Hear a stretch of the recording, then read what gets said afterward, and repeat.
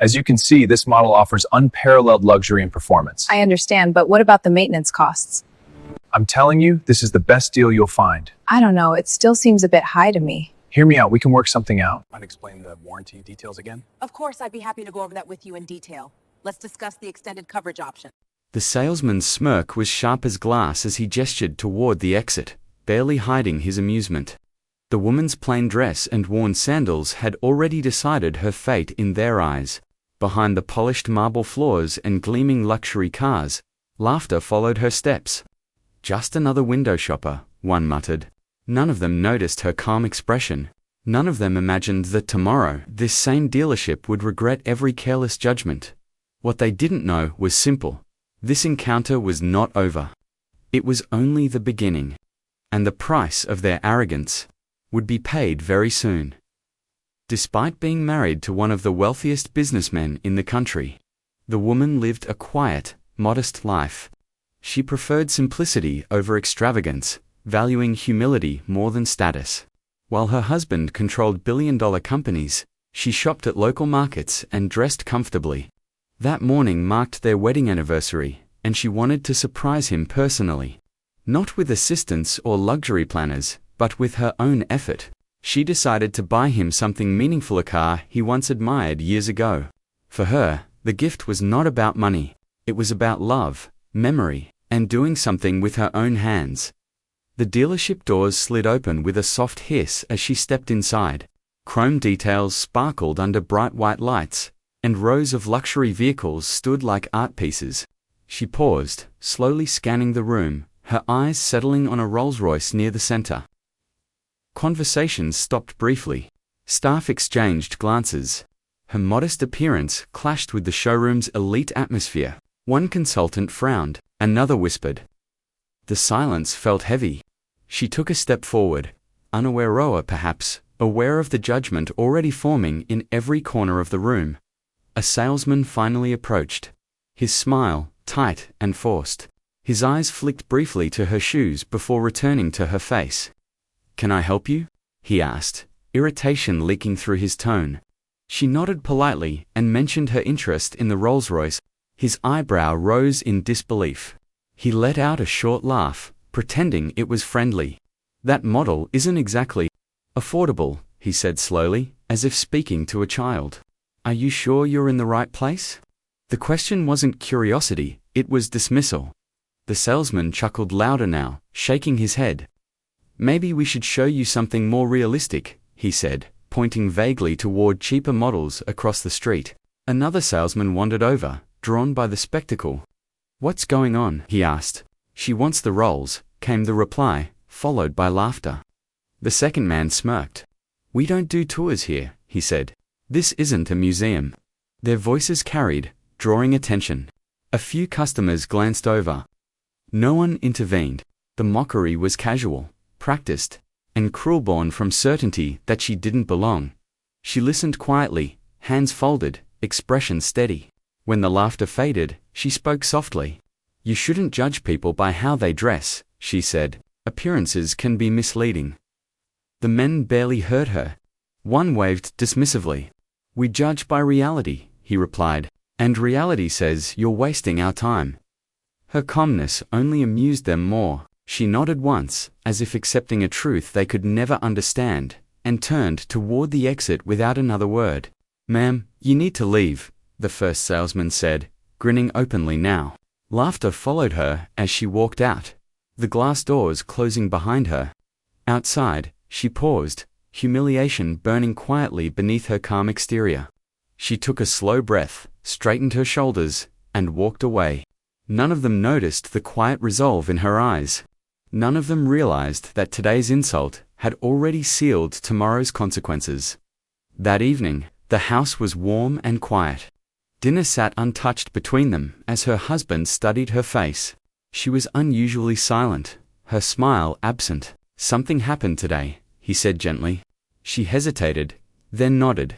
He reached for her hand, concern replacing his relaxed demeanor. "Talk to me," he urged.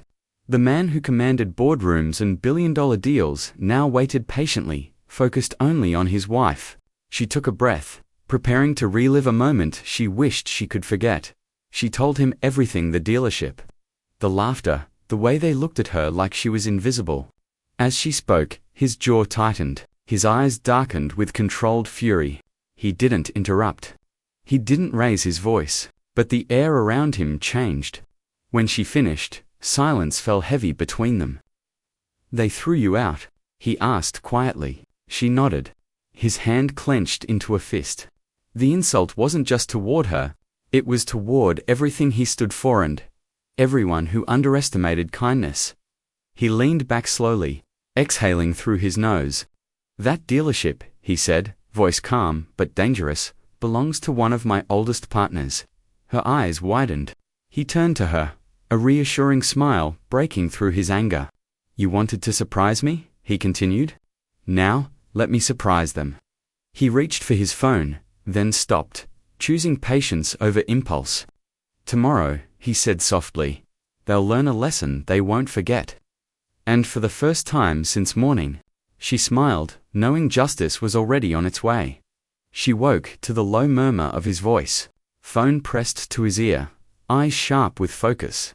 He paused when he noticed her watching, offering a small, knowing smile before turning away again. Phrases like schedules, arrivals, and confirmations floated through the room. She didn't ask questions. Instead, she lay back against the pillows, curiosity stirring. Whatever he was planning, it was deliberate. And somehow, she sensed it had everything to do with yesterday.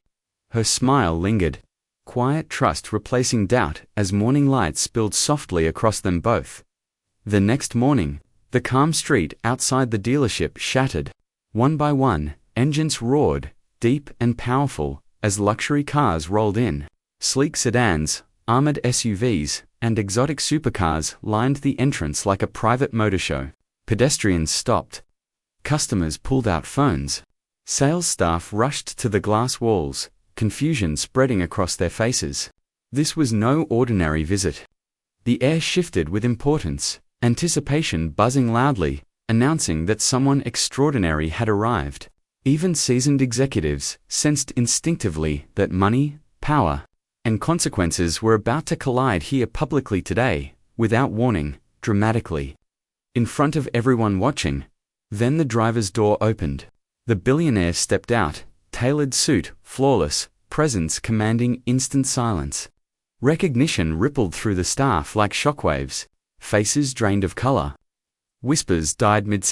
He walked around the car and opened the passenger door himself. Gently, he helped his wife step out, offering his arm with quiet pride. In that moment, understanding struck hard. The woman they mocked stood beside one of the most powerful men in the country. Cameras lifted, jaws dropped, and every arrogant laugh from yesterday echoed painfully inside the stunned showroom now, as reality rearranged itself without mercy, apology, or escape for anyone responsible there that morning suddenly exposed fully.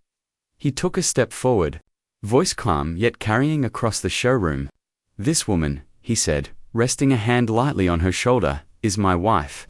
Gasps followed. He continued, detailing how she had been laughed at, dismissed, and escorted out the day before. He repeated their words, their tone, their arrogance, sparing nothing. Customers listened. Staff stared at the floor. "You didn't insult a stranger," he said firmly. "You insulted my family." The silence afterward was absolute. It was not a threat, but a statement of fact, heavy with authority, consequences, and restrained fury. Every executive instinctively knew reputations, careers, and futures were unraveling under his measured words. Without shouting, exaggeration, or mercy. In front of witnesses who would never forget this moment again today, publicly exposed forever here. The manager rushed forward, hands raised, voice shaking. He spoke quickly about misunderstandings, poor communication, unfortunate assumptions. Before he could finish, the billionaire lifted one finger. The room froze. "Stop," he said. "I know exactly what happened." The manager swallowed hard, sweat forming at his temples. Excuses collapsed under the weight of certainty. This was not a negotiation. It was accountability arriving, uninvited, and impossible to escape. No amount of denial could soften the truth standing visibly before everyone present, including customers, staff, and partners who suddenly understood consequences were inevitable now, immediate, and deserved without delay, today here fully. He smiled slightly. I came prepared to buy, he said, gesturing toward the cars. Hope flickered across anxious faces. Several vehicles, actually. Breath was held. Then his tone changed. But I can also leave, he added calmly. The hope cracked. And take every future purchase with me. Silence stretched painfully. The possibility of massive profit rose, then collapsed in seconds. He watched carefully as realization settled. Respect, he implied, was not optional. It was the price of doing business. Money could vanish instantly, but dignity, once lost, cost far more to recover than any luxury car, commission, or reputation shattered publicly in moments like this one today, here painfully witnessed by all involved inside this building together now, silently watching. One salesman stepped forward, stammering apologies. We didn't know who she was, he said weakly. The billionaire turned sharply. That is the problem, he replied. You should never need status to deserve respect. His voice remained even, but every word landed hard.